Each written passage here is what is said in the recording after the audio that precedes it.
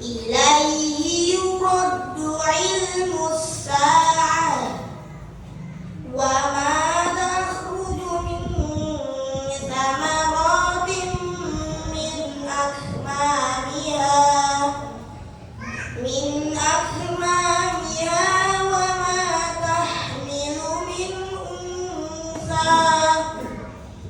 وما تحمل من أنثى ولا تضع إلا بعلمه ويوم يناديهم أين شركاء قالوا آذناك ما منا من شهيد وضل عنهم ما كانوا يدعون من قبل وظنوا ما لهم من محيص لا يسأم الإنسان من دعاء الخير وإن مسه الشر فيئوس قنوط ولئن أذقناه رحمة منا من بعد ضراء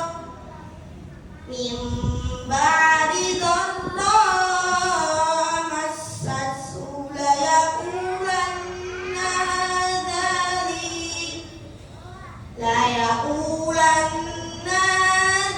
لي وما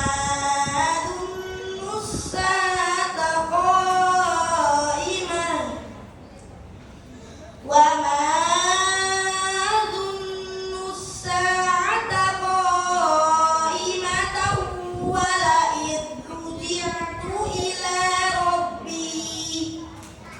ولئن رجعت إلى ربي إن لي عنده للحسنى فلننبئن الذين كفروا بما عملوا ولنذيقنهم من عذاب غليظ وإذا أنعمنا على الإنسان أعرض ونأى بجانبه وإذا مسه الشر فذو دعاء عريض قل أرأيتم إن كان من عند الله ثم كفرتم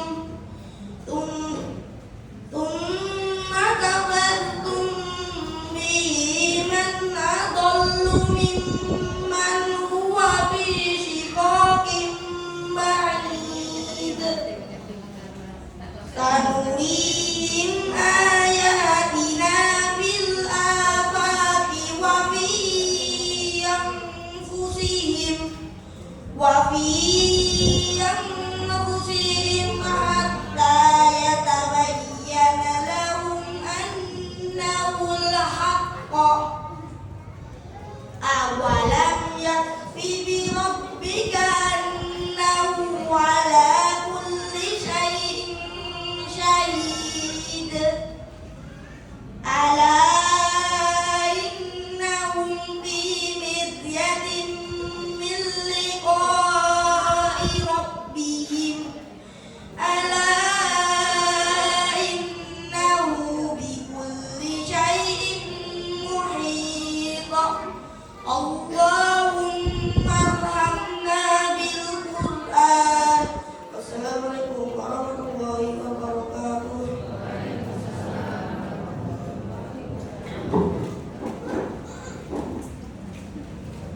Demikian ajaran Quran kepada dari beliau Ananda Adnan Maulana Majid. Beliau putra dari Ibu Zuni dari Rumah Badri. Ibu Juni yang rumahnya Serut, istrinya Bapak Andi.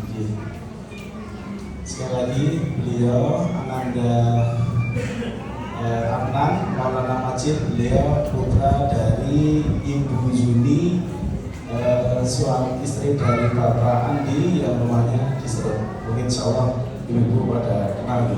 Semoga barokah ilmunya, barokah keluarganya atas apa yang beliau sampaikan tadi.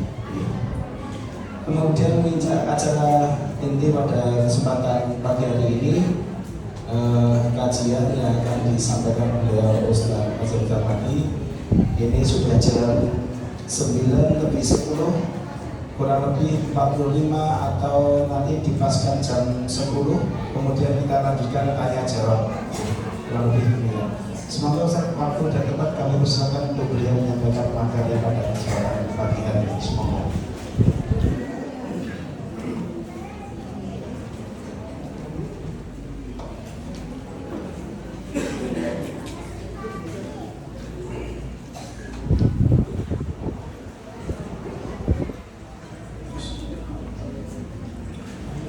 Bismillahirrahmanirrahim. Assalamualaikum warahmatullahi wabarakatuh.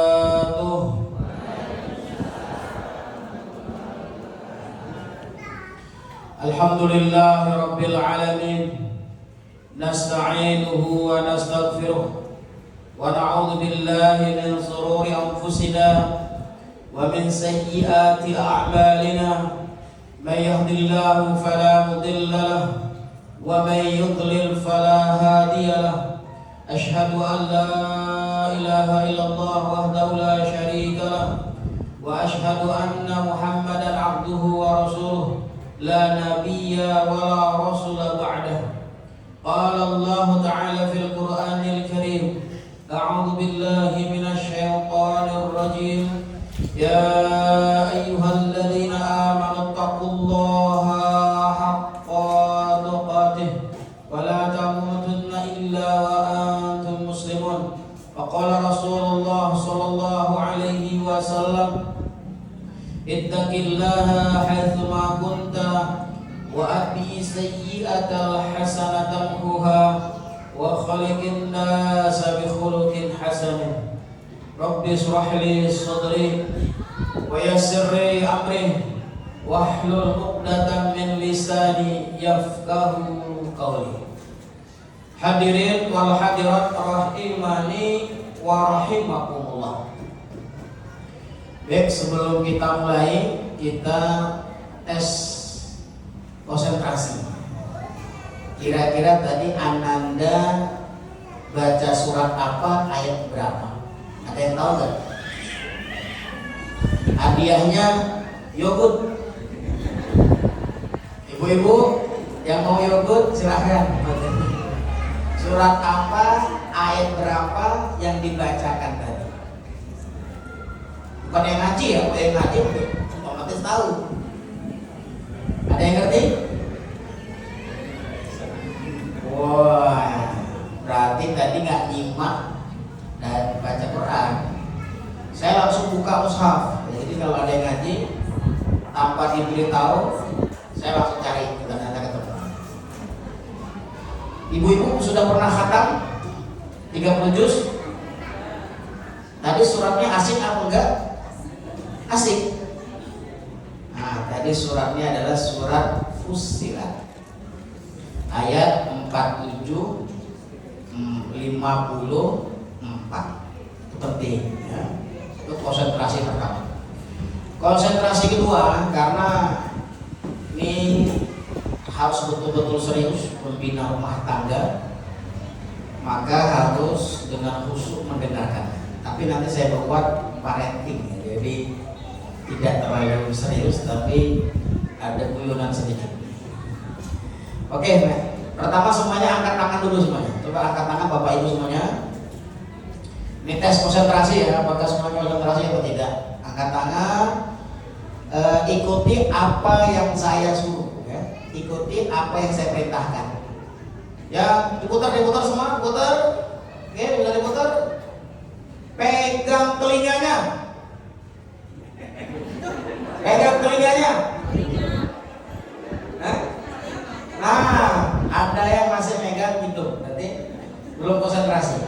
Kan perintahnya apa? Pegang telinga. Jangan lihat ustadznya, benar gak? Oke, semuanya perhatikan, angkat tangan lagi, lihat saya. Jangan ikuti perintah saya, tapi ikuti apa yang saya lakukan. Pegang telinganya.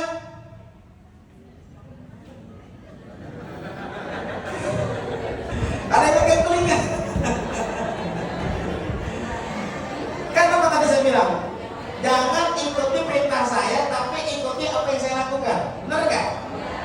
Iya, kan harus konsentrasi. Ini baru 2 kali. Bagaimana membina keluarga kalau tidak konsentrasi? Nanti anaknya jadi-jadian. Itu serius membina keluarga ini. Baik, itu sedikit game. Nanti ada game selanjutnya lagi. Alhamdulillah kita diberikan kesempatan dan kesehatan oleh Allah Subhanahu wa taala. Ini adalah rezeki. Rezeki apa ini? Bisa berkumpul di sini. Ini rezeki apa? Rezeki itu ada 4, ya. Rezeki itu bukan hanya uang, bukan hanya materi. Rezeki itu kata Syekh Muhammad Al-Mutawakkil ada 4. Tapi kajian kita itu bukan itu. Kajian kita nanti Baiti Jannati. Kita akan kasih kurikulum bagaimana menuju keluarga Baiti Jannati. Itu ada kurikulumnya, kurikulum Nabi Ibrahim dan kurikulum Nabi Muhammad SAW. Nabi Ibrahim kurikulumnya walaupun suaminya jarang ketemu. Jadi jangan dikira suaminya nggak ketemu itu bukan keluarga sakinah mawaddah warahmah. Bisa jadi itu keluarga yang paling sakinah mawaddah warahmah. Walaupun ketemu sama suaminya 5 tahun sekali. Abot nggak kira-kira? Saya abot sedih. Kalau bapak nggak abot, karena di Mekah ada 1, di Palestina ada 1. Sing abot siapanya? Ibrahim. Nabi Ibrahim kan gitu. Di Mekah ada 1 namanya Siti Sarah, Siti Hajar. Yang di Palestina namanya Siti Sarah. Jadi pulangnya Nabi Ibrahim ke Mekah itu 10 tahun sekali. Ibu kalau punya suami kerja ke luar negeri 10 tahun sekali, kira-kira berat apa enggak? Waktu nikah masih cantik, pulang sudah peot. Tapi menjadi keluarga yang sakinah mawaddah warahmah. Itu kurikulumnya Nabi Ibrahim, ya. Tapi nanti kita berbicara rezeki dulu, ini paling penting. Rezeki itu ada 4. Menurut Syekh Al-Mutawakkil Asy-Sya'rawi. Beliau seorang profesor, seorang syekh, akademisi, seorang ulama yang ahli di bidangnya. Beliau menulis kitab tafsir namanya kitab tafsir Sya'rawi, 30 juz. Kalau zaman dulu ada Ibnu Katsir, ada Tabari, ada Said Qutb. Zaman kita juga ada sekarang namanya kitab tafsir Sya'rawi. Kalau Indonesia punya mufassir namanya Hamka, tafsir Al-Azhar. Beliau ini sudah wafat tahun 95-an. Tapi kitabnya banyak dipakai di Indonesia. Namanya Syekh Al-Mutawakkil Asy-Sya'rawi. Beliau punya kitab namanya Kitabul Arzaq, kitab rezeki. Rezeki itu ada 4. Yang pertama adalah adnanur rezeki, rezeki yang paling rendah. Yang kedua adalah a'laur rezeki, rezeki yang paling tinggi. Yang ketiga adalah fadlur rezeki, rezeki yang paling utama. Yang keempat tamam rezeki, rezeki yang sempurna. Permainannya, bapak nyebut nomor 1 dan nomor 3, ibu nyebut nomor 2 dan nomor 4. Oke? Masih ingat? Penuh konsentrasi. Kalau konsentrasi anaknya jadi.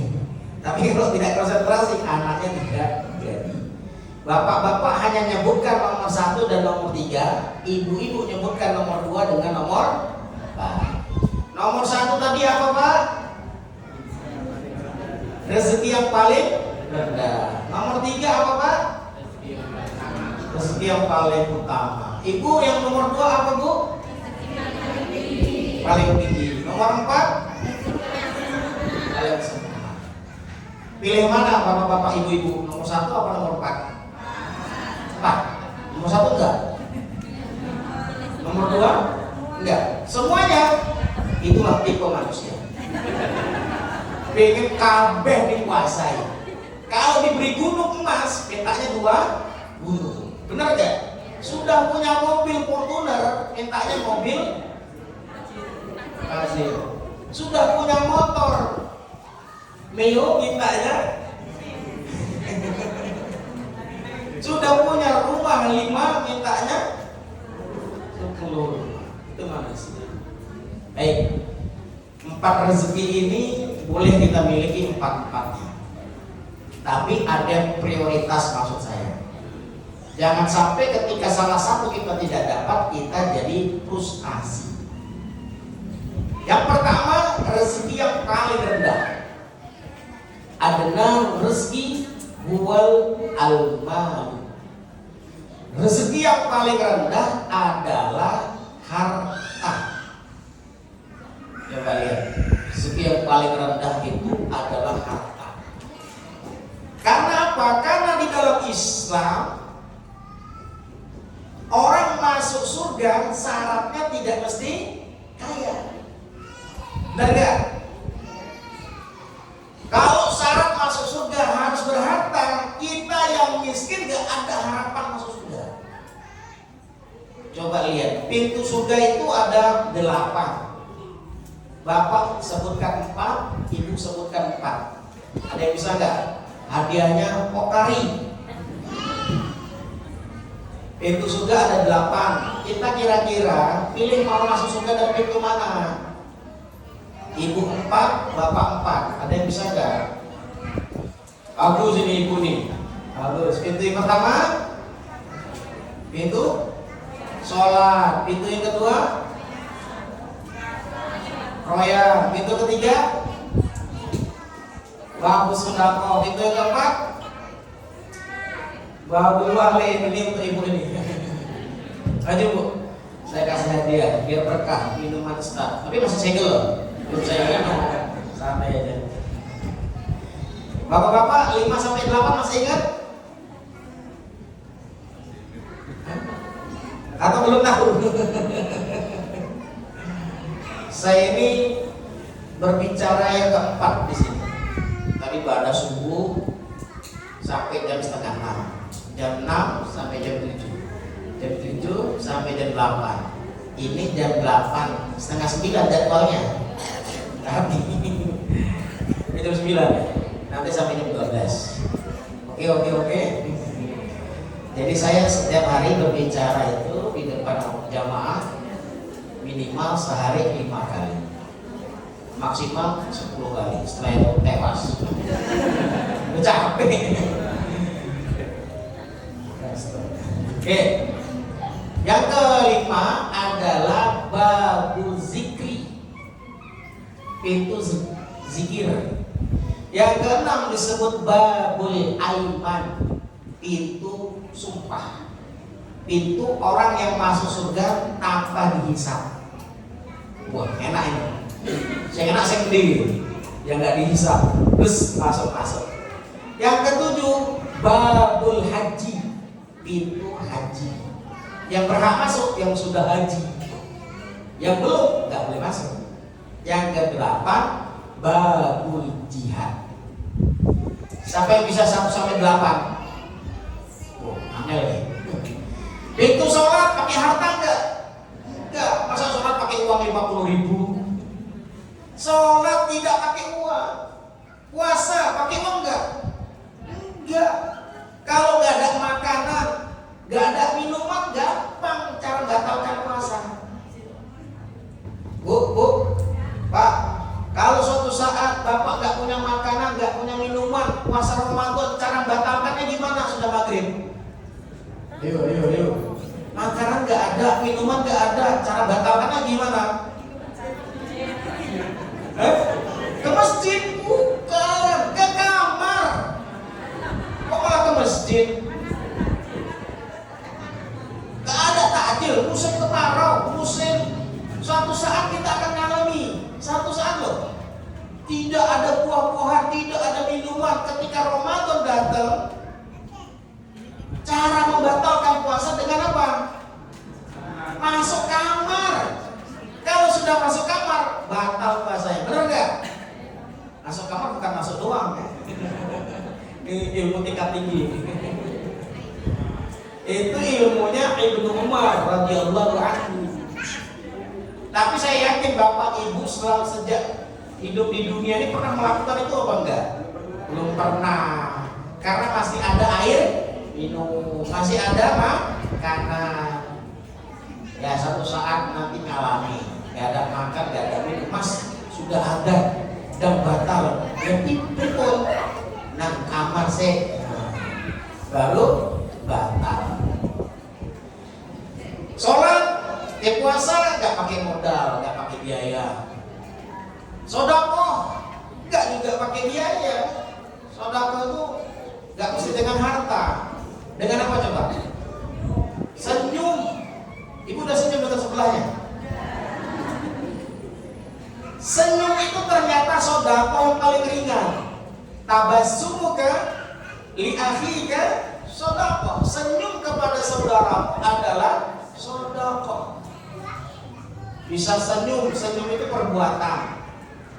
Kalau angel bisa ucapan Subhanallah walhamdulillah wala ilaha illallah wallahu akbar. Itu sedekah. Berapa sehari semalam? 100 semuanya. Subhanallah 100, alhamdulillah 100, Allahu akbar 100, la ilaha illallah 100. Lebih baik. Itu sedekah dengan ucapan. Ya. Jadi tidak mesti sedekah itu dengan harta. Kita bisa masuk surga dari pintu ini. Pintu yang keempat, babul walid, pintu milik orang tua. Tidak juga dengan harta. Jadi anak yang soleh cukup mendoakan orang tuanya. Waladun solihun yada'ulah. Anak yang soleh yang senantiasa mendoakan orang tuanya. Masya Allah. Bapak itu ini disebut anak atau bapak? Masih anak. Kita semua ini anak. Kita memiliki kedua orang tua, walaupun yang masih hidup maupun yang sudah meninggal. Siapa orang tuanya sudah meninggal? Habis bapak ibunya. Angkat tangan. Berapa orang? Sedikit ya. Saya angkat tangan juga karena saya sudah habis. Ada sekitar 15 orang ya. Yang lain masih punya orang tua. Kewajiban anak yang tidak punya orang tua, kewajibannya ada berapa? 4. Ibu, yang bapak yang sudah tidak punya orang tua, apa yang pertama lakukan Pak? 4 ya, 4 kata Rasul. Rasul ketika ditanya oleh Sa'ad bin Abi Waqqas, ya Rasulullah, wa ma baqiya mubarrihuma ba'da wafatihima, apakah masih tersisa wajibanku untuk berbakti kepada orang tuaku ketika orang tuaku telah tiada? Maka Rasul menjawab, na'am arba' khisal. Ada 4 kewajiban. Yang pertama, as-salatu alaihima, mendoakan orang tua. Yang kedua, wal istighfaru lahuma, memintakan ampun untuk keduanya. Yang ketiga, wa tanfidu ahdihima, melaksanakan janji-janji. Orang tua punya nazar begini. Ini kira-kira kalau bapak ibu punya orang tuanya kaya raya, nazarnya begini. Nah, bapak nanti kalau meninggal, mobil Fortuner bapak itu buat tetangga ya. Loh, kok buat tetangga pak? Lalu buat saya apa? Buat kamu sepeda ontel saja. Kira-kira kalau ibu bapak punya orang tua seperti itu, arah nggak? Kenapa? Tidak adil. Hak orang tua loh bu. Terserah orang tua mengasih mobilnya ke siapa ada siapa. Benar nggak? Nak, sini nak. Kamu mau tahu nggak kenapa mobil Fortuner itu saya serahkan buat tetangga? Tetangga namanya Azhar. Begini nak, dulu waktu kamu masih bayi, itu rumah kita kebakaran. Bapak ibumu nggak berani masuk ke kamar. Yang berani itu hanya Ustadz Azhar. Dia berani masuk di kobaran api, maka jadi hitam orangnya. Itu karena suka gosong. Beliau yang berani ngambil kamu lalu dibawa keluar. Setelah itu bapak bernazar, kalau nanti bapak meninggal, mobil Fortuner itu buat Ustadz Azhar. Buat kamu nak sepeda ontel. Kira-kira bapak itu marah nggak? Nggak boleh marah. Wah, mumpung Ustadznya nggak ngerti, saya selewengkan, saya revisi wasiatnya. Ustadz dapat sepeda ontel, dia dapat mobil Fortuner. Bisa nggak diselewengkan? Bisa, karena kan dia nggak ngerti. Masya Allah. Wah, mantap ini, ada yang nangis. Tahu nggak? Nangis itu harus bahagia loh kita bu. Gopres. Oh, Masya Allah sudah disiapkan. Banyak gopres ternyata. Oke, saya senang kalau ada gopres. Tapi nggak ada gopres yang berat ya. Umroh itu nggak ada ya. Ya nanti saya kasih umroh. Saya kasih umroh. Saya kasih haji. Loh, saya nggak pernah main-main. Saya kalau bicara beneran. Tapi DP-nya saja.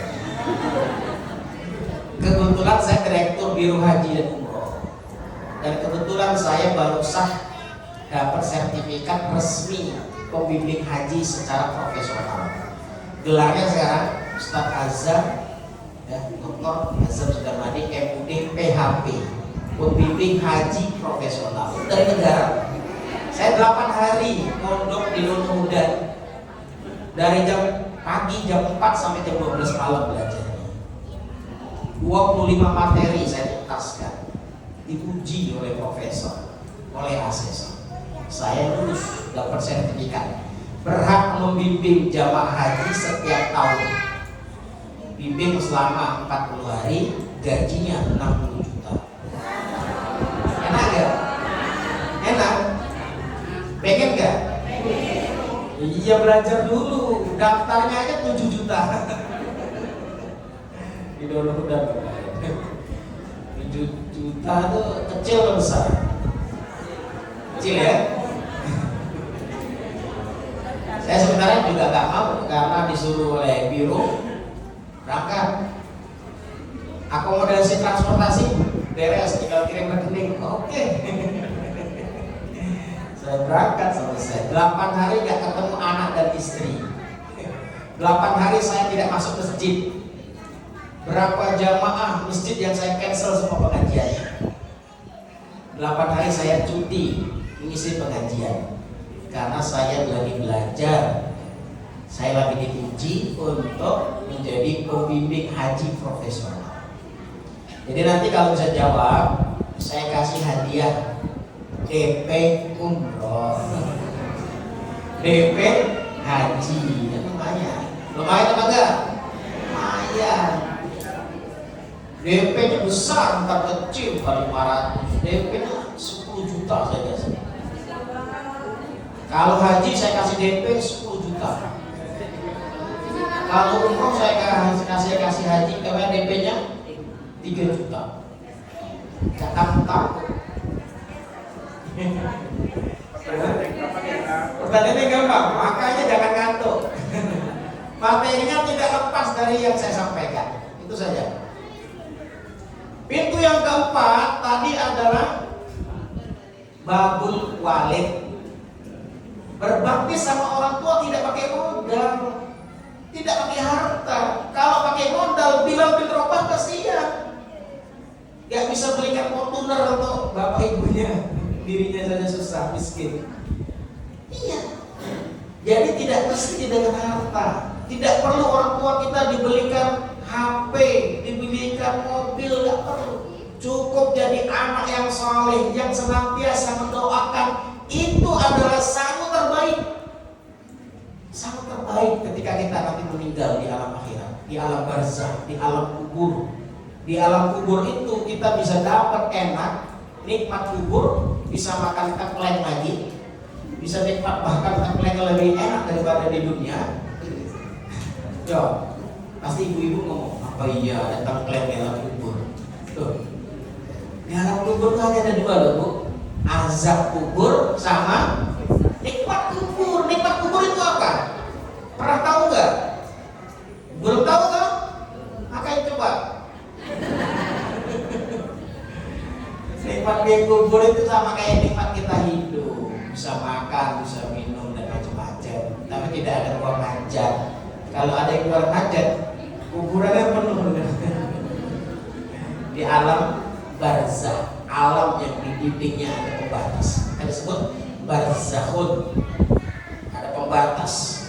Kita tidak tahu, tidak mendengar apa yang terjadi di alam kubur karena ada barzakh. Ada dinding yang kuat yang Allah jaga. Yang bisa dengar itu hanya hewan. Hewan itu tuh lagi ayam ya, lagi makan di kuburan, tiba-tiba dia kaget. Kenapa? Orang di dalam sedang disiksa. Itu silakan lihat di YouTube. Ada seekor burung yang dari Inggris itu. Dia ke kuburan Nasrani. Orang-orang Nasrani, dia bawa burungnya tuh yang tadinya di sini terbang ketakutan, ditangkap lagi takut, dibawa ke mobil di sini lagi nempel, lalu dibawa ke kuburan Muslim, dia tenang, mampir di atas tanah. Jawabannya apa ini? Di kuburan Nasrani tadi dia mendengar orang itu disiksa, maka dia menjerit dan berlari. Di kuburan Muslim tadi dia tidak mendengarkan apa. Ini luar biasa. Yang kelima adalah babu zikir, pintu zikir. Maka ini pintu yang paling mudah kita lakukan. Kita bisa disebut ahli zikir.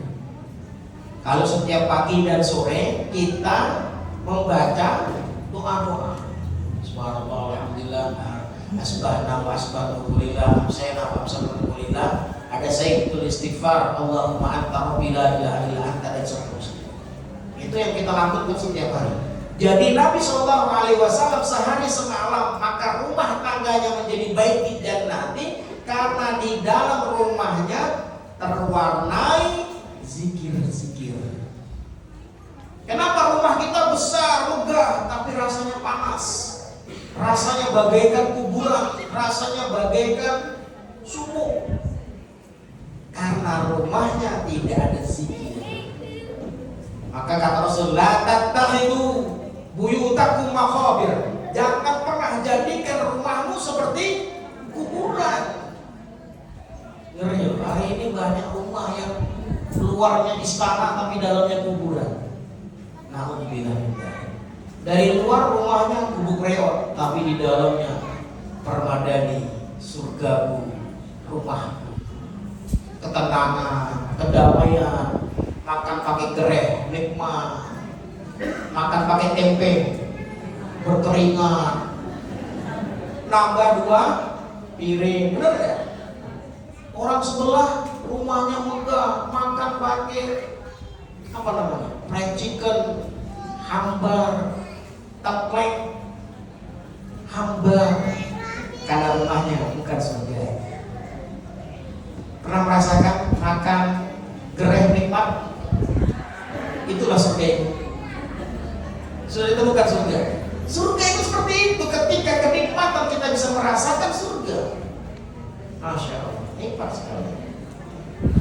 Maka anak-anak kita biasanya hafal doa-doa itu, seharian hafal. Tapi yang gak hafal orang tuanya. Coba minum es teh jumbo, sama minum zam-zam, sama minum es jus durian, sama gak doanya?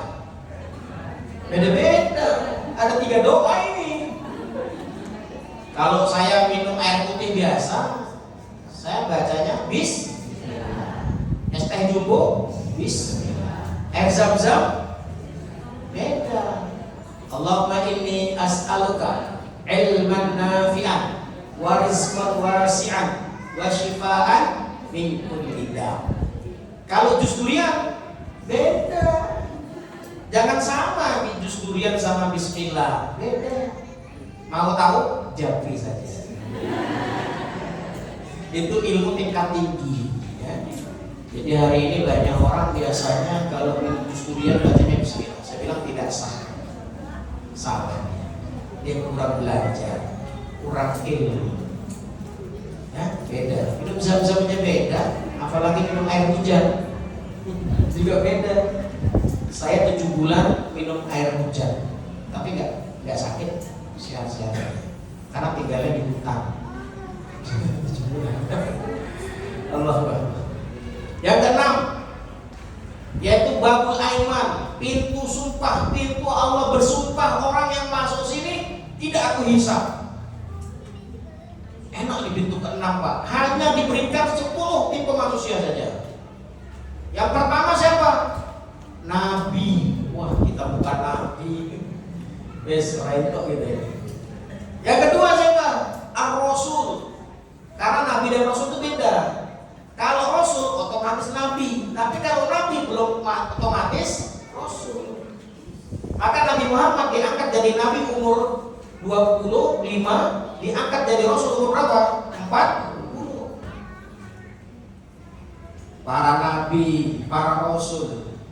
Yang ketiga yang tidak dihisab adalah suami istri yang sholat malam bareng,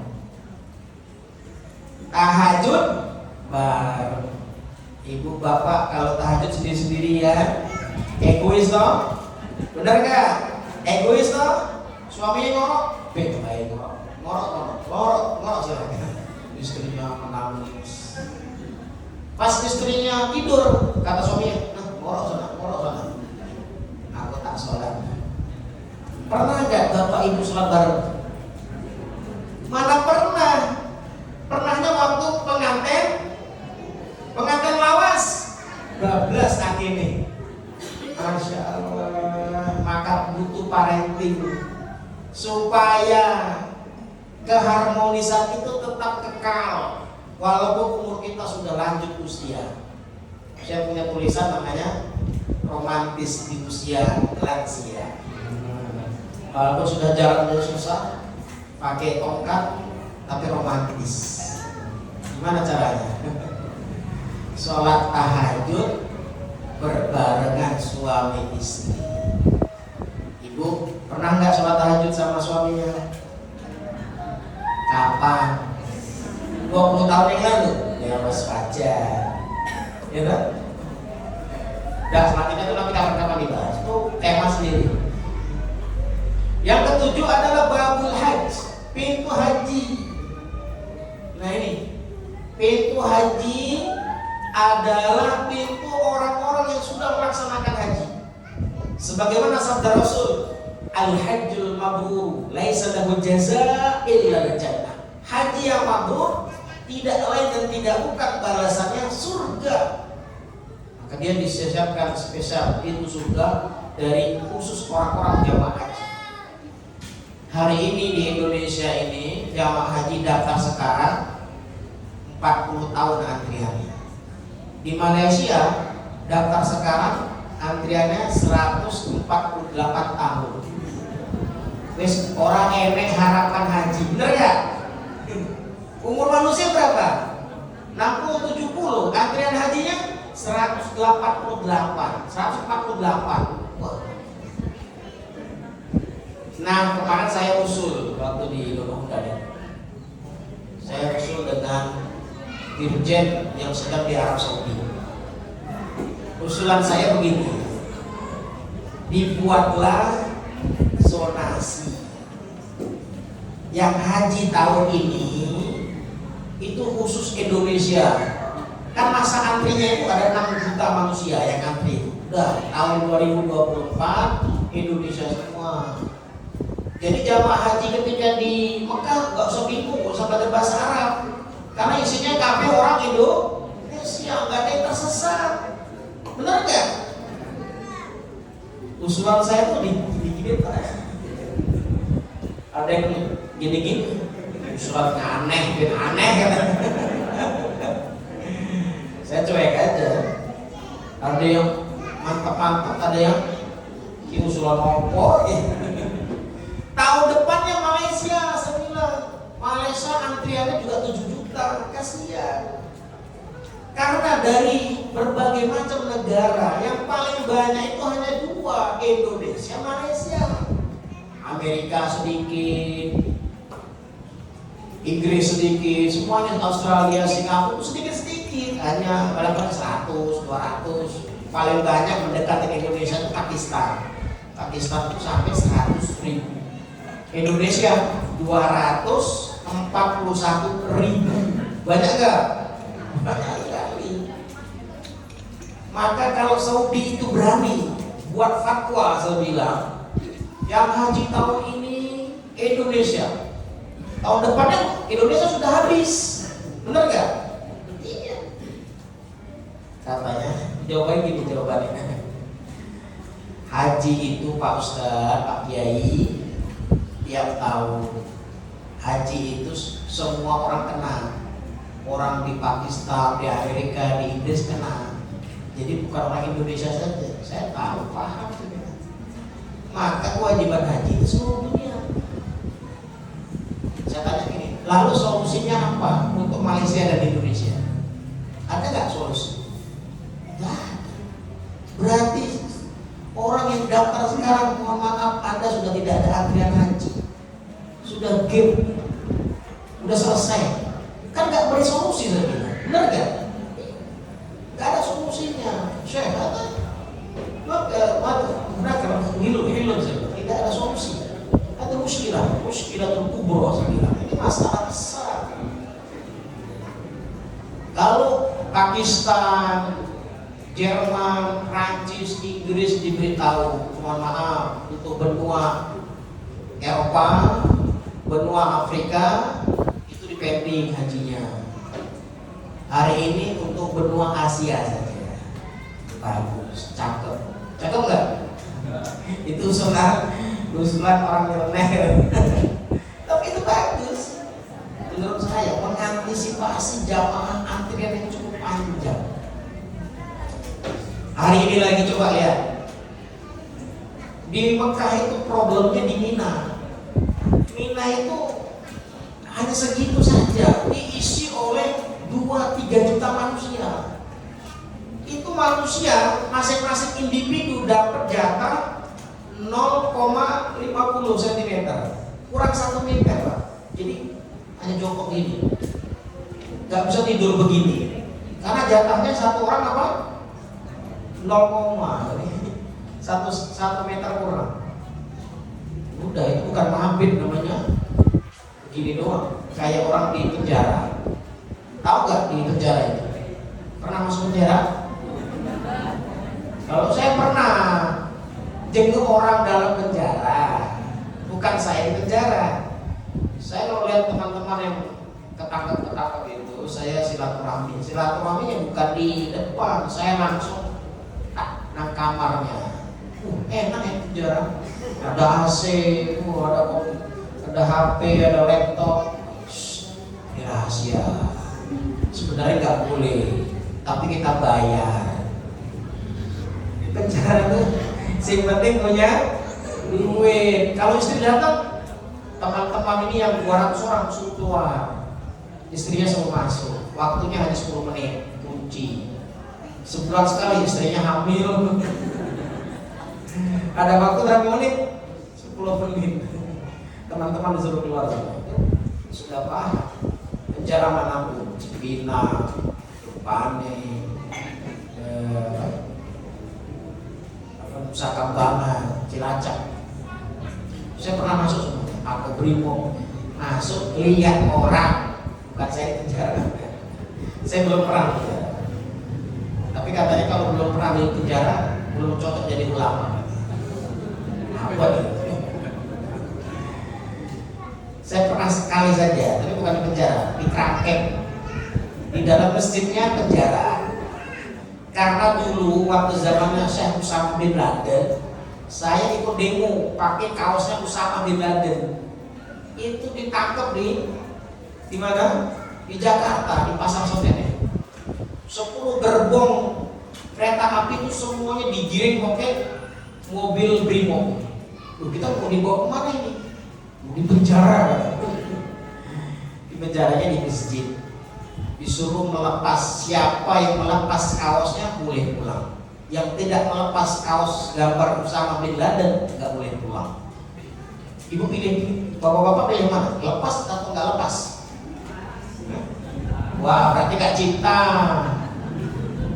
Kalau saya pilih nggak lepas, yang lain lepas pulang deh, gue bebas. Ustaz, kita nggak lepas. Coba delik perhatikan undang-undang Indonesia, nggak ada larangan pakai kaos Osama bin Laden, benar nggak? Saya telepon santri saya yang pengacara, tolong diselesaikan ini. Akhirnya pengacara seluruhnya datang ke Makobrimob, akhirnya dibebaskan. Yang nggak kuat imannya tadi, lepaskan kaos. Dia karena takut di penjara, Pak. Kalau saya ya lepas aja, sudah sering di penjara suci. Penjara suci itu mana? Pondok pesantren.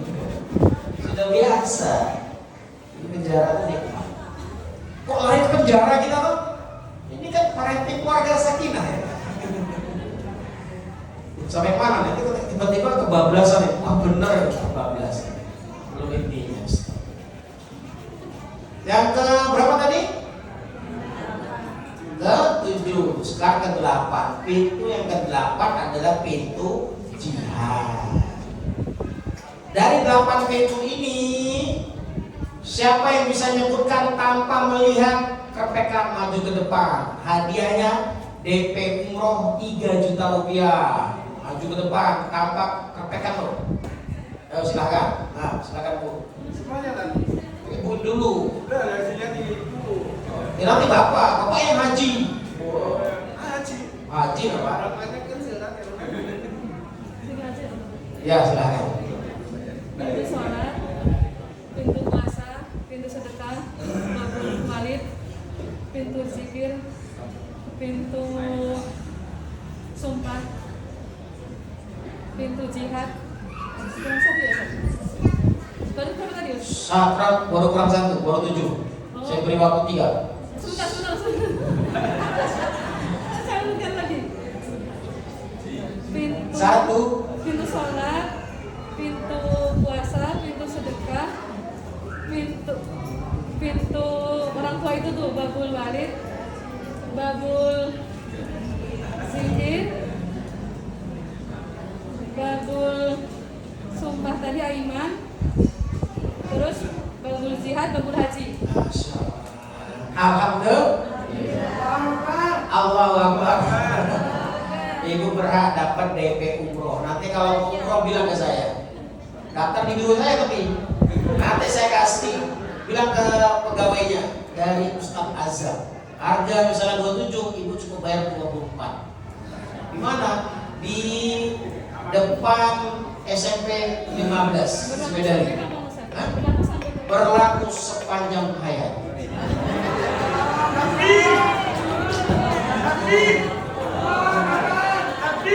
Allah. Sudah banyak pakai apa? Pakai remote saya banyak. Ini di 20 Januari ini saya berangkatkan 100. Dari 100 itu 10 yang saya kasih remote. Jadi bayarnya nggak perlu, dapat potongan dari saya 3 juta. Itu luar biasa.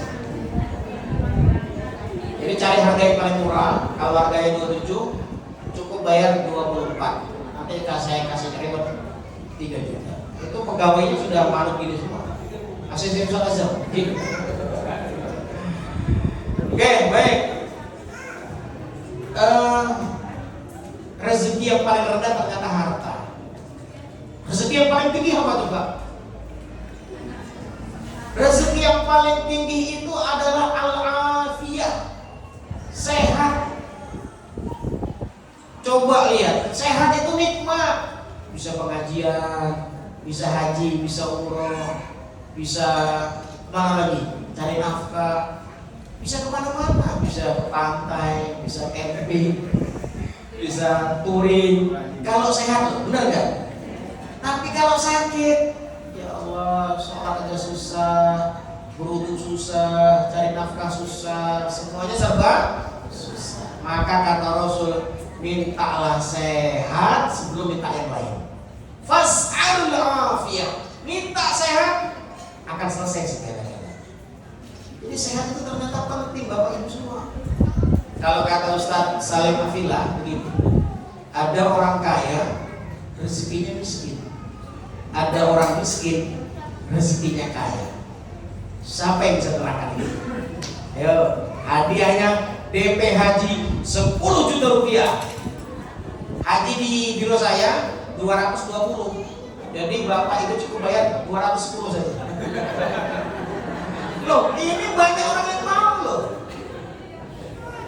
Nanti kalau nggak punya uang, Ustaz, saya punya uangnya 200 juta kok. Udah, saya kasih DP 20 juta. Ustaz, saya hanya uang 190, saya kasih DP 30 juta. Saya akan berani sampai 30 juta. Sisanya saya nggak dapat nanti. Oke? Pertanyaannya belum dong? Sudah tadi pertanyaannya. Coba jelaskan dari ungkapan Ustaz Salim Afillah. Ada orang kaya, rezekinya miskin. Ada orang miskin, rezekinya kaya. Siapa yang bisa jelaskan? Angel ya? Ya kalau Angel ya saya ganti soalnya. Itu ada tak? Hah? Ada yang mau diaku. Wah, silahkan maju ke depan. Silahkan 10 juta rupiah. Wis, nah, luar biasa ini. Allah Akbar, ini hebat ibu ini. Insyaallah. Waalaikumsalam warahmatullahi wabarakatuh. Orang kaya yang rezekinya miskin. Maksudnya orang kaya yang banyak itu maksudnya banyak penyakit tidak sehat. Kalau orang miskin yang kaya berarti orang miskin yang sehat, bersemangat. Sudah Ustaz. Sudah. Ya kurang tepat, boleh ambil satu. Boleh ambil satu. Kurang tepat satu. Boleh ambil satu, Bu. Silakan, Bu. Ambil satu, bebas ya. Oke, ini penjelasannya begini. Orang kaya rezekinya miskin adalah orang yang punya harta berlimpah, uang di rekeningnya miliaran, uang di bantalnya penuh, di bawah kasurnya penuh. Dia punya uang banyak, tapi dia bisa beli apapun, tapi dia tidak bisa menikmati. Di meja makannya hanya ada air putih sama buah pisang. Persis kayak orang miskin. Iya kan? Dia bisa beli durian, tapi tubuhnya nggak sanggup untuk memakan. Coba makan durian langsung semaput. Dia bisa beli tengkleng, tapi dia nggak berani makan. Kalau dia berani makan, langsung KO. Dia bisa beli es teh jumbo, tapi dia tidak berani minumnya karena dia gula, dia kolesterol, dia diabetes dan segala penyakit. Bisa beli semuanya, tapi tidak bisa dinikmati. Maka rezekinya beda dengan orang miskin tapi rezekinya kaya. Makan tengkleng 1 kuali habis. Makan durian buah 5 di hutan lewat. Es teh jumbo pagi siang malam 3 nggak masalah. Tapi sayang, orang miskin bisa menikmati tapi tidak mampu beli. Pilih mana? Jadi kaya atau jadi miskin?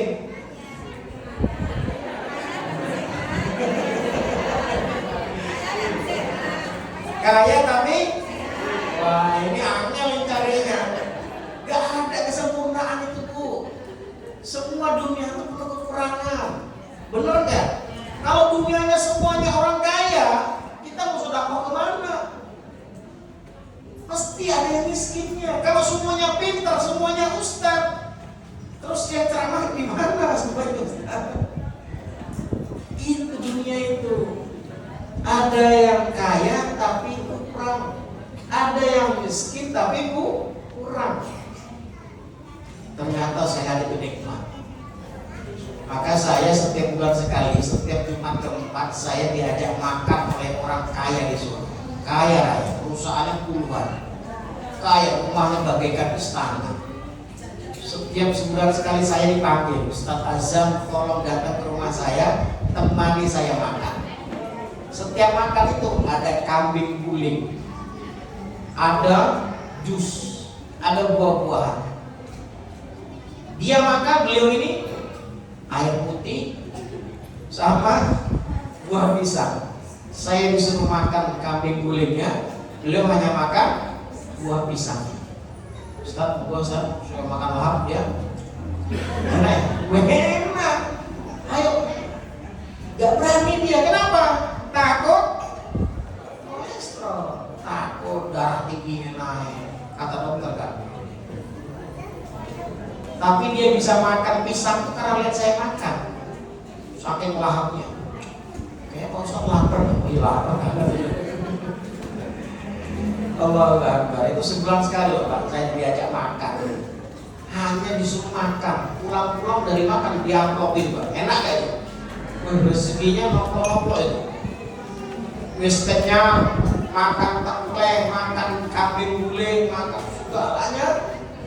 Pulang-pulang masih diamplopin. Karena dia butuh teman. Orang kaya itu butuh apa? Butuh teman. Maka bapak salah, anaknya 1 salah. Anak itu 21. Itu enak. Jadi bisa manggil orang lain. Saya punya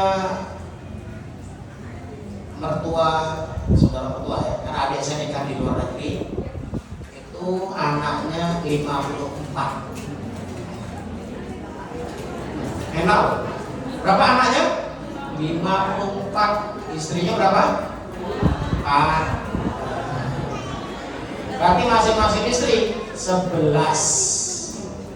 Setiap habis 11 dia baru nikah. 11 nikah terus sampai ke 4. Nah, adik saya ini nikah dari istri nomor 3, anak nomor 34.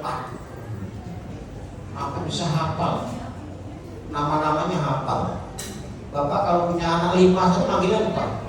Ahmad, Joni, anak nih, sedih dipanggil. 4 saja lali. Berarti gak cocok banyak anak. Kalau 4 gak lupa, cocok nambah. Maka saya tuh anaknya banyak, saya anaknya 7. Saya bilang sama istri kurang. Saya maunya 12. Saya udah gak kuat. Nah, udah gak kuat, bagaimana ini? Kan capek katanya melahirkan. Padahal yang mengeluarkan saya, bidannya gak berani saya Pak yang mengeluarkan dari itunya. Saya tarik, saya gendong, baru saya serahkan bidan untuk membersihkan. Semua anak saya begitu, kecuali anak nomor 3 ketika saya di penjara di masjid 25 hari gak boleh keluar masjid, suruh menghafal Quran. Kalau sudah hafal boleh keluar. Itu stres kayaknya. 25 hari di masjid loh Pak, gak boleh megang HP. istri saya hamil besar. Pesan Ustaz Wahyudin Allah yarham, kalau pengen jadi ustaz di Turki nggak boleh pegang HP, harus hafal Quran. Abot luar biasa ini. Yang hafal dapat hadiah. Akhirnya saya bilang sama istri, kamu tak mau pulang ke mertua, layak di sana. Saya kasih uang. Saya tak di penjara sih. Selama namanya etikaf ya, penjara. Etikaf 25 hari. Saya dapatnya hanya 15 juz. Itu saya sudah diapresiasi. Teman saya 1 juz, 2 juz. Ya, karena ditekan, ada yang bisa langsung tinggi, sudah ditekan tambah melorot. Kesian yang tua-tua itu. Saya nggak bisa sebutkan. Tua-tua itu kan hafalannya susah. Dia paling dari 1 juz itu udah kusut. Oke. Jadi rezeki yang paling tinggi apa? Sehat. Bapak Ibu sehat nggak sekarang? Berarti rezekinya tinggi. Rezeki yang ketiga apa itu? Ya, fadlun atau keutamaan. Rezeki yang nomor 3 adalah rezeki yang utama. Apa itu rezeki yang utama? Sholahul abna. Ketika kita punya anak yang lebih soleh daripada orang tuanya. Coba lihat tadi yang ngaji tadi siapa? Apa orang tuanya bisa ngaji seperti anaknya seperti tadi? Orang tuanya baru bisa ikro, anaknya sudah bisa ngaji. Orang tuanya lagunya lagu Jawa, anaknya sudah lagunya Syekh Sudes. Bapaknya baru hafal trikul, anaknya sudah hafal 30 juz. Bapak dan ibunya malamnya masih ngorok, anaknya sudah tahajud. Bapak ibunya gak pernah puasa, anaknya puasa Senin Kamis. Ketika kita punya anak yang lebih baik daripada kita, dunia dan akhiratnya, maka kita diberikan Allah rezeki yang paling utama. Allah kisahkan dalam surah ketiga, itu surah Ali Imran. Surah ketiga, ya, Ali Imran. Imran bukan nabi, bukan rasul, tapi orang soleh. Lihat kesolihannya, beliau punya anak namanya Maryam. Maryam ini wanita yang solihah melebihi orang tuanya. Setiap hari di masjid, setiap hari datang rezeki dari langit. Maryam lebih soleh daripada bapaknya. Tapi ternyata Allah menguji Maryam. Allah titipkan tanda-tanda kekuasaannya. Maryam hamil tanpa berhubungan, tanpa punya suami. Hari ini kalau seorang wanita hamil tanpa suami, geger gak? Kalau dulu Maryam geger gak? Sama. Geger Pak. Maryam tuh mau minta mati. Berdoa, ya Allah wafatkan aku saja. Aku sudah gak kuat dengan gunjingan orang manusia. Gak kuat. Aku ingin mati. Kata Allah, isbir, sabar. Engkau pilih menjadi wanita nisa'ul alamin, wanita terbaik di muka bumi. Sabar. Akhirnya Maryam disuruh jauh dari kampungnya, keluar dari kampungnya, melahirkan seorang ibu di bawah pohon kurma. Sudah kesusahan, akhirnya disuruh ketika anaknya lahir, dia disuruh menggoyang kurma sehingga kurma itu jatuh dan dilahap. Hari pertama melahirkan, langsung Maryam pulang ke rumah. Satu kampung orang pada menggunjing, Maryam, siapa? Bapak anak ini siapa? Maryam hanya diam. Kata Allah gak boleh berbicara. Ketika bapaknya dan mengimbau, ya Maryam, man hada, siapa ini? Tiba-tiba anak yang masih merah tadi, Ana Abdullah, wa ana Rasulullah. Anaknya bisa ngomong kan? Kaget gak itu? Kalau hari ini kita punya bayi bisa ngomong, Pak, jalur es teh jumbo. Geger ya? Dan gak ada lagi manusia yang bisa ngomong di dunia ini kecuali 3 bayi saja. Siapa? Isa bin Maryam. Kedua, anaknya masih tok. Yang ketiga, anaknya ashabul ukhdud. 3 bayi ini yang Allah izinkan di dunia bisa ngomong. Jadi kalau anak kita bisa ngomong, aja, dunia akan geger ya. Berarti sabda Rasul salah berarti. Kata Rasul, hanya 3 bayi yang bisa ngomong di dunia ini. Jadi kalau bayi kita lahir nangis, normal. Kalau bayi kita lahir ketawa, abnormal. Iya. Judul hahaha. Aku anak gede lah. Ibu bapaknya masih lari. Woi apa woi? Aku jin lah. Bahaya. Bilangin. Kenapa anak bayi nangis kita senang? Orang nangis kok ditawain? Pakai kurang ajar itu. Orang nangis ditawain. Petanda dia sehat. Tapi nanti ketika kita meninggal, ketika semuanya menangis, siapa yang tertawa? Kita sendiri. Ngapain kalian menangisi saya? Saya ini sudah berada di surga, di taman-taman surga. Kenapa kalian menangisiku? Itulah orang soleh. Kehadirannya diketawain, kepergiannya ditangisi. Padahal ketika dia pergi, dia sambil tertawa. Ya ayyatuhan nafsul mutmainnah, irji'i ila rabbiki radiyatan mardiyah, fadkhuli fi ibadi wadkhuli jannati. Itu ya jiwanya tenang. Jadi kalau punya anak yang lebih soleh daripada kita sedang diberikan rezeki yang paling utama di dunia ini. Coba cek bapak ibu anak-anaknya, putra-putranya, sudahkah hari ini dicium? Ada kadang-kadang ibu bapak nggak pernah cium anaknya. Gimana mau jadi anak yang soleh kalau bapak nggak dekat dengan anaknya? Anak itu kalau dicium semakin pintar, semakin taat. Maka ini koreksi ya, muhasabah menjadi evaluasi. Ciumlah anak kita, peganglah kepalanya, doakanlah dia. Allahumma faqihu fiddin wa 'allimhu ta'wil. Itu doa Rasul ketika megang Ibnu Abbas masih berumur 4 tahun, 5 tahun. Nah, kan telah menjadi mufassir hebat. Yang terakhir, karena sudah lebih dari jam 10, tadi mintanya hanya jam 10. Yang terakhir Bapak Ibu, padahal belum masuk materi tadi. Tapi ya mungkin itu materinya. Materinya tadi baby jannati. Yang terakhir adalah apa yang terakhir? Ya, rezeki yang sempurna. Rezeki yang sempurna itu apa? Bukan harta, bukan sehat, bukan anak soleh. Hah? Iman. Ridho Allah.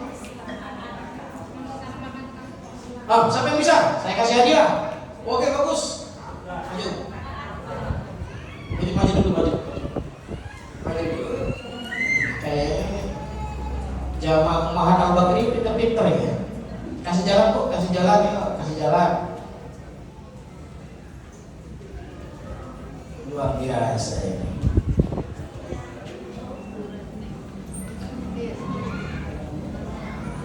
Oke, rezeki yang sempurna apa? Allahu Akbar, benar. Hadiahnya bisa diambil. Masya Allah. Pilih mana bebas. Mana saya larang. Plus saya kasih hadiah reward umroh ya, 3 juta rupiah. Silakan ibu mau daftar kapanpun selama biru saya masih hidup. Saya kasih terus.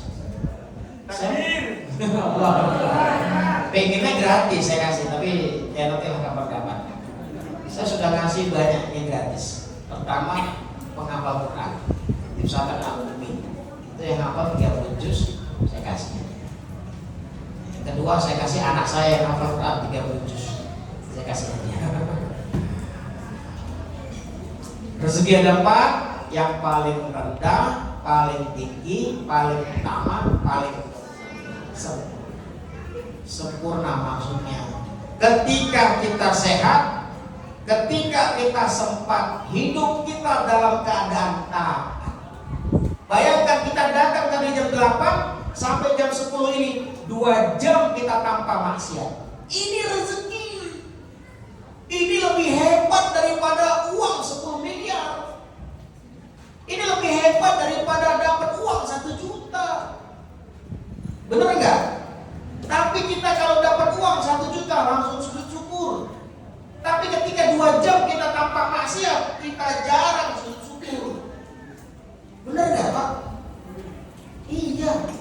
Maka kata beliau Syekh Sya'rawi ini, sering-seringlah kamu sujud syukur kalau hidupmu penuh dengan ketaatan. Karena itu melebihi harta, melebihi utamanya anak soleh, melebihi rezeki sehat ketika hidup kita penuh dengan ketaatan. Contoh, beliau memberikan contoh, ya. Ibu-ibu suka membuang makanan basi nggak di rumahnya? Masak sayur basi dibuang, tengkleng basi dibuang, bener nggak? Kenapa dibuang, Bu? Kenapa nggak jadi basi, Bu? Karena tidak mau dibagi. Eman-eman, malah basi. Tetangga lapar, tetangga mencium aromanya, tapi ibu tidak bagi. Malah akhirnya basi. Lalu ibu buang, dosa apa enggak? Dosa. Sholat 5 waktu habis gara-gara buang nasi basi. Pengajian pahala ibu rontok gara-gara buang sayur basi. Yang pernah melakukan buang basi angkat tangan.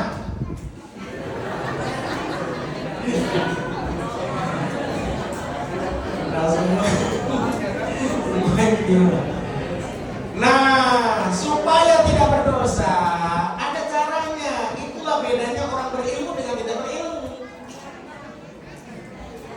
Gimana? Siapa yang bisa tahu caranya? Oke, gimana? Maju ke depan. Luar biasa, pinter-pinter ini. Ya. Supaya kita terhindar dari dosa membuang-buang makanan, kita niatkan untuk sedekah pada hewan. Masya Allah, 100 Bu, ambil Bu. Plus hadiah umroh untuk ibu. DP umroh ya, Bu. DP umroh. Bapak saya.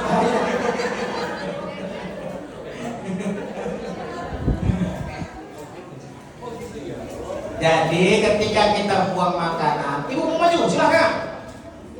Oh ya silahkan. Jadi kalau kita membuang makanan yang basi, niatnya sedekah kepada makhluk lain, bukan hanya hewan saja. Jin. Jin itu makanan dari mana? Dari makanan yang basi. Maka kalau makan ayam, tulangnya nggak boleh dihabisin. Malah ada tulang lunak. Sak tulang-tulangnya dimakan. Ya Allah ya Rahman, kata jin, itu jatahku, menguntek itu astagfirullahaladzim. Jadi niatkan kata beliau. Kalau sudah kita niatkan, ya Allah ampunkan saya, tapi saya punya niat ini makanan yang basi saya sedekahkan buat hewan, buat jin, makhluk saudara kami yang kami tidak lihat. Maka kata Sya'rawi, wa fi ta'atillah, dia dalam ketaatan kepada Allah Azza wa Jalla. Jadi tidak punya dosa. Sudah paham? Tapi jangan sering-sering buang. Tapi kan setiap hari sering-sering sedekah sama jin saya. Nanti kalau jinnya sayang gimana? Ayo suaminya wah, aku sayang sama dia, akhirnya dia berada dalam diri kita. Itu yang bahaya. Benar nggak? Iya. Karena perintah Allah kita tidak disuruh bermuasyarah dengan jin, tapi kita hidup di dunia ini berbagi dengan jin. Wa ma khalaqtul jinna wal insa illa liya'budun. Demikian Ibu Bapak rahimani rahimakumullah. Kalau ada pertanyaan, monggo saya berikan waktu sampai berapa menit.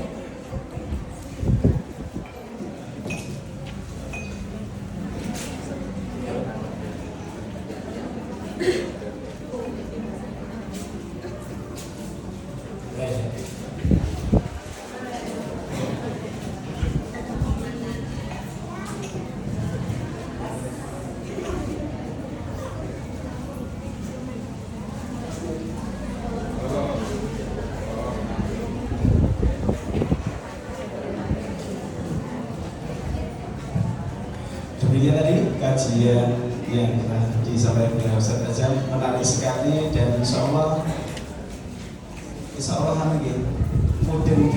mudah diterima dan mudah dipahami ya. Insya Allah. Ya. Dan insya Allah apa yang beliau sampaikan pada kesempatan pagi hari ini, kita semuanya diberikan kemudahan oleh Allah untuk bisa menerima dan bisa mudah untuk mengamalkan kesempatan pada malam pagi hari ini. Alhamdulillah, kemudian kita lanjutkan untuk sesi tanya jawab untuk pagi hari ini. Dan insya Allah dari panitia sudah menyediakan door prize. Insya Allah ada beberapa pertanyaan mungkin untuk jamaah untuk mendapatkan door prize. Insya Allah. Di sini sudah satu pertanyaan. Ustaz, ini tadi ada sedikit konten tak?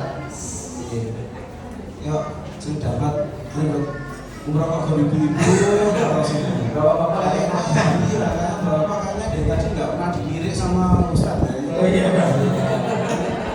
Mungkin untuk sesi tanya jawab atau mungkin untuk nanti bonus-bonusnya umrohnya bisa dialihkan ke Bapak Cinta. Terus tadi ada yang usul.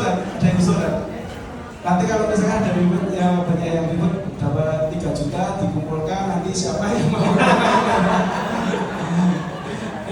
Kalau kita ributnya nggak bisa, dikumpulkan saja nanti cukup satu kata-kata 30 juta karena 3 juta 10 orang dan nanti berangkat 1 orang.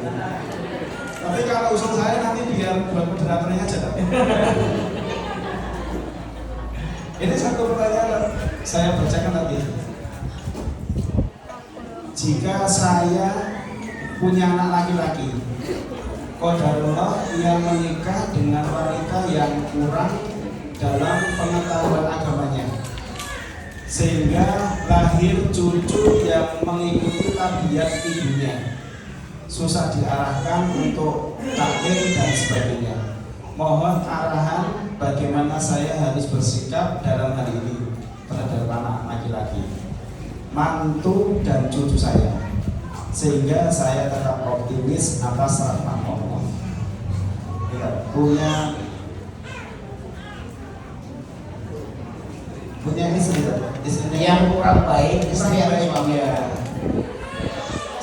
Seseorang punya anak laki-laki, kemudian nikah dengan seorang wanita. Tapi tabiatnya itu kurang baik, ya agamanya kurang, kemudian punya anaknya juga mengikuti tabiat ibunya gitu. Nah, ini bagaimana cara menasihati dan bersikap? Ya, hanya ada 2. Mau ikut Nabi Ibrahim apa mau ikut ulama Islam? Kalau Nabi Ibrahim ketika nikah, beliau bertamu ke rumah anaknya Ismail. Dilala istrinya gak taat, kata Ibrahim kepada Ismail, kamu ganti daun pintu. Berarti diapain? Diceraikan. Karena istrinya memang jauh dari kebaikan, maka harus diceraikan. Tapi kalau menurut ulama sekarang, suami bertanggung jawab mendidik istrinya agar lebih soleh seperti suaminya. Itu yang paling penting. Karena dia sudah bisa kontrolido, sudah punya ikatan yang paling kuat. Nasihati tahapannya, prosesnya tahapan pendidikan, nasihat, pembinaan. Terus kalau nggak bisa, baru pakai saksi ketiga, orang ketiga, bapak ibunya dihadirkan, kerabatnya dihadirkan, ustadznya dihadirkan. Kalau semuanya sudah mentok, baru boleh kita menceraikan. Ya, itu karena tabiat istri yang tidak bisa berubah. Tapi sebenarnya istri itu lebih gampang loh ya, benar nggak? Lebih gampang tergantung suami. Tapi kalau suami diatur istri, ini yang susah. Ada istilahnya apa? Suami takut istri. Gak boleh, suami gak boleh takut sama istri. Karena apa? Istri itu kalau berbicara keras, dia sudah kena dosa. bicara di depan suami itu yang paling lembut. Tapi ibu-ibu tuh salahnya apa? Jawab telepon dari laki-laki lain lembutnya bukan main. Sama suaminya atau keras, bener gak? Ya Allah ya Allah, salah loh Bu. Ibu bicara sama Ustaz Azam lembut, sama suaminya keras, salah loh Bu. Sama suami lembut, sama orang lain pun juga lembut. Yang salah itu kalau sama suami keras, sama orang lain lembut. Baca sebuah kitab namanya karangan Said Sabiq, Asif minal asaf, kata beliau. Wa kam minan nasi la yuhsinu ma'a ahlihi wa yuhsinu ma'a ghairihi. Betapa dirugikan orang hari ini, orang itu lembut sama orang lain, tapi tidak lembut sama keluarganya sendiri. Sama anaknya laki-laki gundul, maka mengendul, sundul. Anaknya sendiri kok dipanggil gundul, ya Allah. Nanti kalau kita sudah tua, kata anak kita apa? Peot, sini peot. Anak itu akan balas dendam. Ya, saya pernah meruqyah. Saya gini-gini juga ahli ruqyah, Pak. Sudah 100 jin yang saya usir.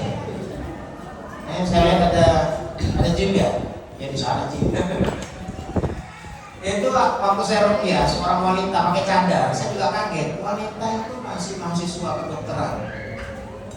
Tapi sama ibunya tuh suka dikasarin, suka ibunya dipukul, nempelin ibunya juga.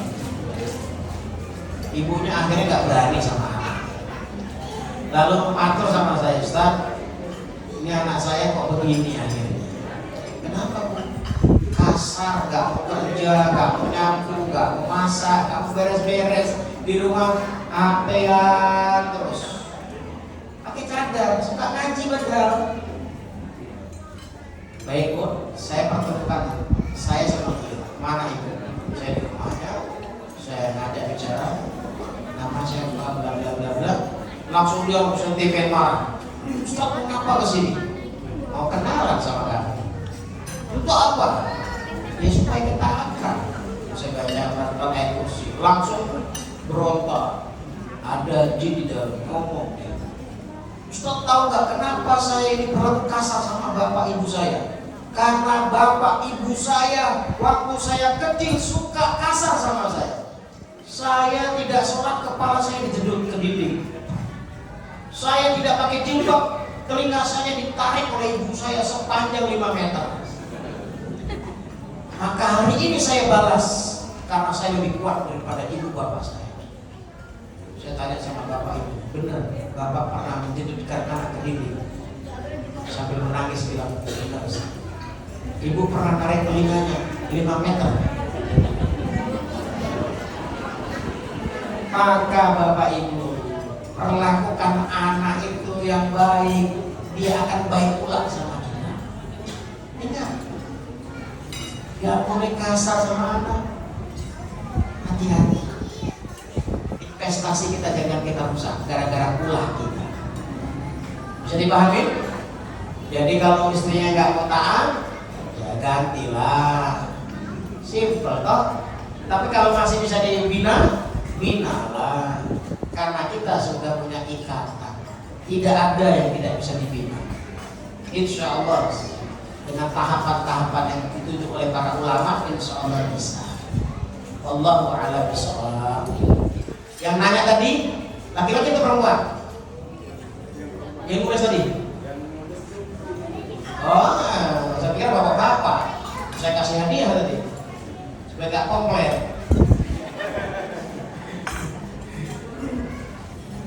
Nanti untuk bapak itu biasanya langsung saja. Oke, untuk bapak-bapak saya kasih satu soal. Semoga bisa jawab. Apa, sebutkan amalan apa, pintu apa tadi yang masuk surga tanpa hisab? Itu apa namanya pintu surganya? Angkat tangan. Oke Pak, maju ke depan Pak. Maju ke depan.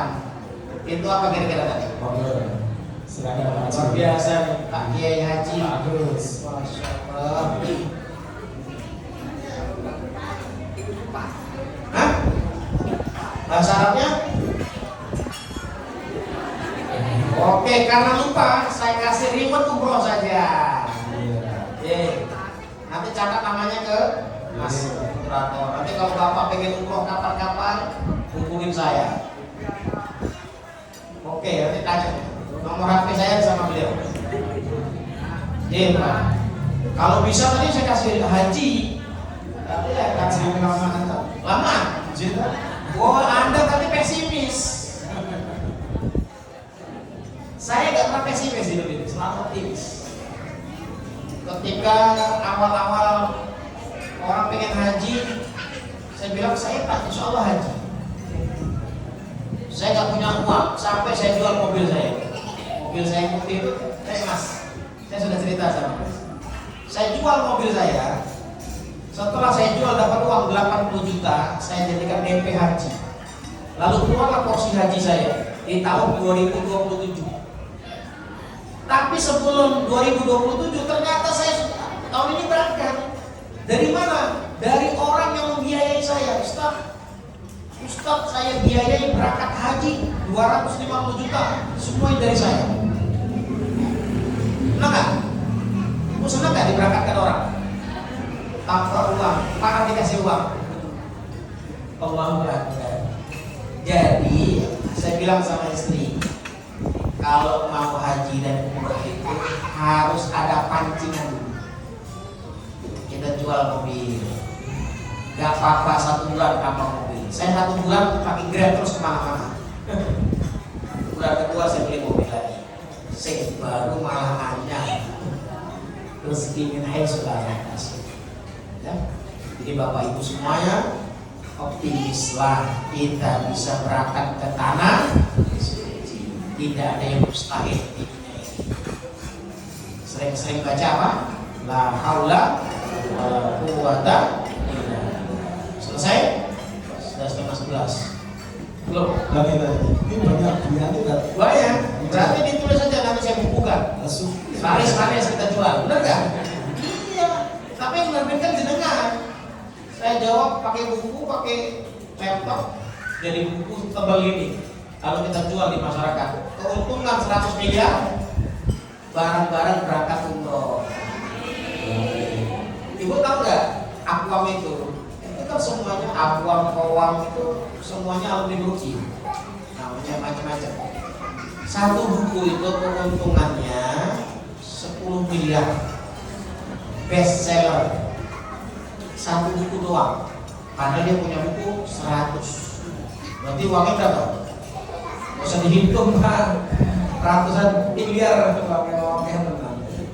Hanya nulis satu buku dicetak manis, jutaan eksemplar, manis-manis Pak. Nah makanya itu Mas pertanyaan tadi ditulis di WA, saya jawab di WA, kita buat buku. Wah apik, lalu kita jual. Yang beli dari Sabang sampai Merauke. Tanya jawab soal rumah tangga. Penulis Ustaz Azam, DKK dan kawan-kawan. Kan dari mana pertanyaannya? Dari ibu-ibu dan bapak-bapak. Sudah. Ustaz, ini untuk jamaah kami persilakan untuk hati ya. Tadi saya sudah minta izin sama beliaunya. Ya, silakan. Tidak usah pakai umur. Seperti jaga kondisi, jangan putar-putarnya ke banter lagi. Iya, enggak. Ustaz, untuk mengasaksi tanah saya minta sampai jam 9 bisa Pak? Sampai jam 11. 11. Iya. Kelamaan ya? Kelamaan ya? Saya dari ibadah subuh belum pulang loh. Gak kasihan saya sama istri. Saya dari badan subuh buta, dari matahari belum terbit, sudah keluar rumah, sampai sekarang belum pulang rumah. Kasihan gak anak saya?